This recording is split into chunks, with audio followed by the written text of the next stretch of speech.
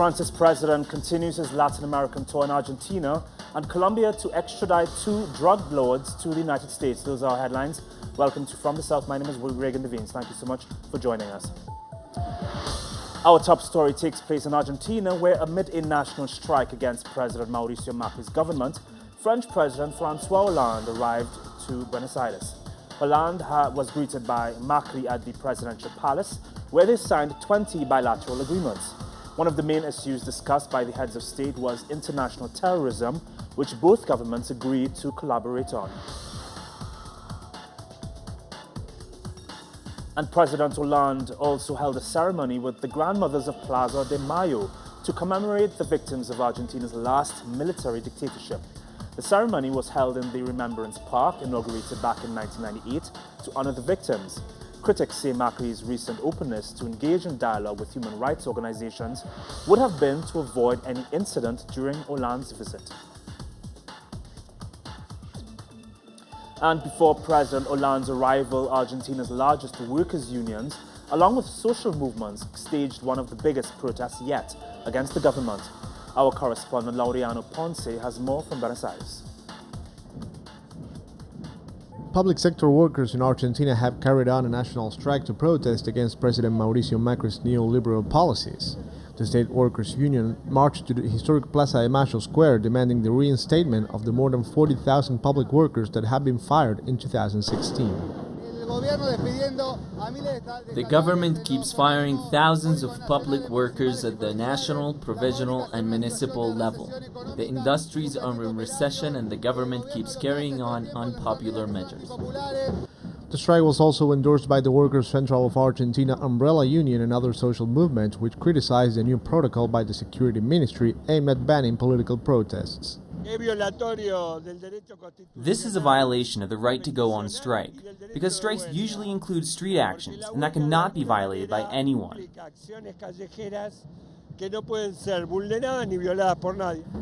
Left-wing organizations also took part in the march to Plaza de Mayo and demanded the liberation of political prisoner Milagro Sala and free collective bargaining.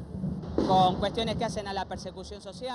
in the middle of a government attempt to put in practice this protocol, and they still have Milagro Sala in prison, which I believe is some sort of attempt to intimidate the unions and the political and grassroots movements, which are not willing to take a step back. According to the opposition, almost 70,000 jobs have been destroyed in both the public and private sector in 2016, but the social movement seem ready to fight back for their rights. Laureano Ponce, teleSur's, Buenos Aires. Colombia's police force has released dramatic footage shot with a GoPro camera of the arrest of 4 robbery suspects. The footage shows the policemen dressed in civilian clothes intercepting the vehicle in which the suspects were traveling. It then shows one police officer checking the house, which the men would have robbed for any other suspects. And the Colombian government has announced the extradition of 2 regional leaders of the Usuga clan criminal gang. The 2 men were charged by a Florida court with drug trafficking. The Usuga clan emerged as a splinter group from paramilitary structures and now operates throughout the country. Some of Ecuador's labor unions, aligned with the opposition United Workers' Front, demonstrated today against a new labor legislation. The legislation would allow workers to modify their working hours. If approved, the workers could choose between working more or less hours in agreement with their employers. National and international mining companies signed an agreement with the Venezuelan government to open mining projects in the resource-rich Orinoco region. The government says the move will help boost the economy. According to calculations by Venezuelan authorities, the region could hold around 7,000 tons of gold. U.S. Vice President Joe Biden is in Mexico for a high-level trade meeting where the TPP trade deal will be discussed. During his opening statements, Biden criticized Republican presidential candidate Donald Trump for his anti-Mexican remarks. Biden said Trump's statements were dangerous. And Mexican President Enrique Peña Nieto visited the city of Iguala on Wednesday, almost 2 years after the disappearance of the 43 Ayotzinapa students who are still yet to be found. This head of state's visit comes as part of the celebrations for the Day of the Flag.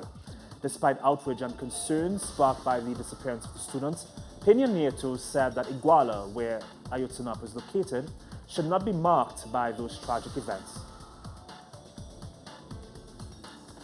The head of the World Health Organization, Margaret Chan, warned that despite Brazil's efforts to fight Zika, the outbreak could get worse before getting better.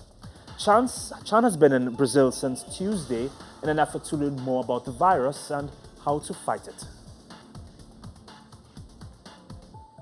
Delegations arrived in Geneva for a special meeting of the UN Humanitarian Task Force on Syria.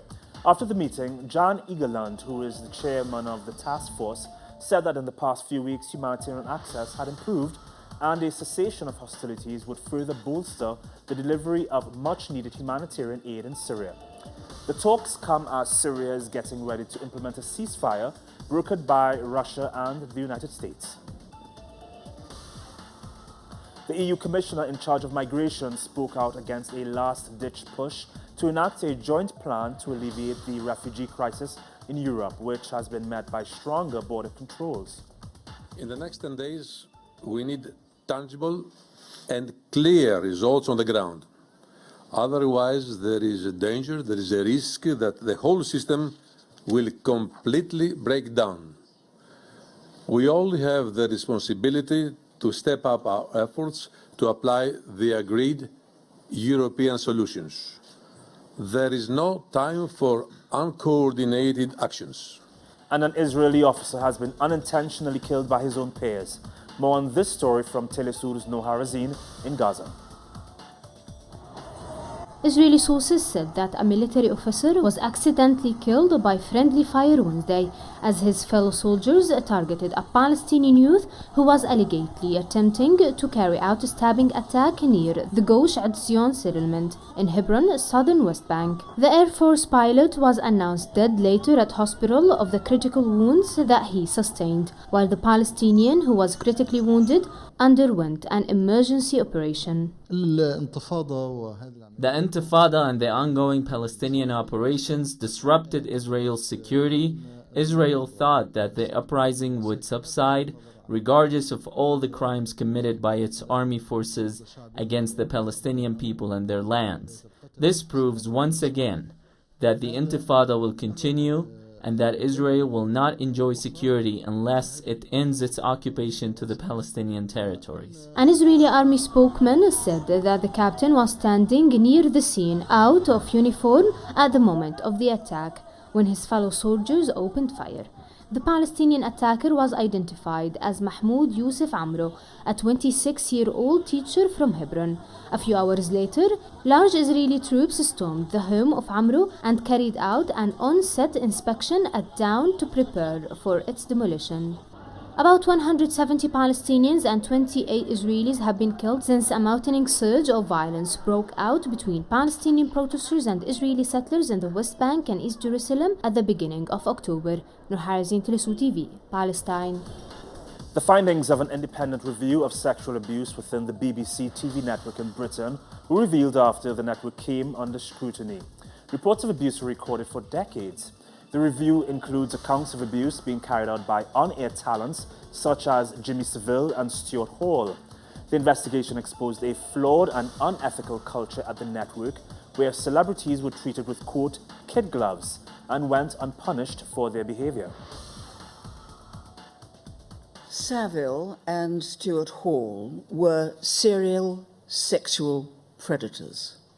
Savile was a danger to young people, both girls and boys, opportunistic and shameless. I have identified 72 BBC victims of Savile, of whom 34 were under the age of 16. His youngest victim was aged 8. His abuse included 8 cases of rape, the youngest victim being only 10 years old. Ireland is remembering its worst years of internal conflict as Dublin streets saw tit-for-tat executions and threats to journalists. The commemoration activities come ahead of this Friday's elections. Polls show that the parliament will be profoundly divided and no one party will gain a majority to build a government. At least 4 people have been killed in Somalia's capital, Mogadishu, in a mortar attack targeting the presidential palace, claimed by Al-Qaeda-linked group Al-Shabaab. The Somali president has also said that up to 200 Kenyan troops were killed last month in another attack carried out by the terrorist group. Kenya is actively engaged in helping Somalia to fight the regional terror group.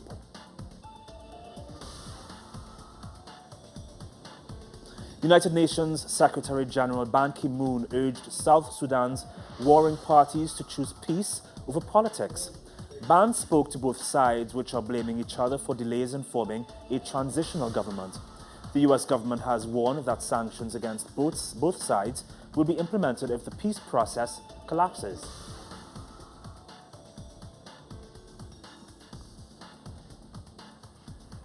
Superstar Barcelona footballer Lionel Messi has just signed a jersey to an Afghan refugee.